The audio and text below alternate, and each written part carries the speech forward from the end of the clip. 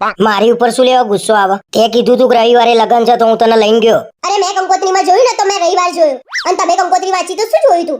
મેં એટલું જોયું તું કે આ પાર્ટી પ્લોટ છે ને આટલા વાગે જમણવાર છે, બીજું કઈ મેં નતું જોયું. મારે એકલીનો વાત નહીં, તમારો વાત છે. તમારે જોવું જોઈએ કે કઈ તારીખે છે.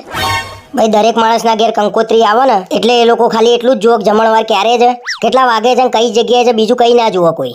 ખાવા સિવાય બીજો કોઈ ધંધો છે? અને ત્યાં ખબર છે કે બીજાના લગન છે તોય ડીશ લઈને તમે બેહી ગયા હતા. તો શું તું અત્યારે આવીને જમવાનું બનાવત રાતે? હું શું લેવા બનાવું? અને તમારે જોવું જોઈએ કે આ રવિવાર લગન નહીં, આવતા રવિવાર લગન છે.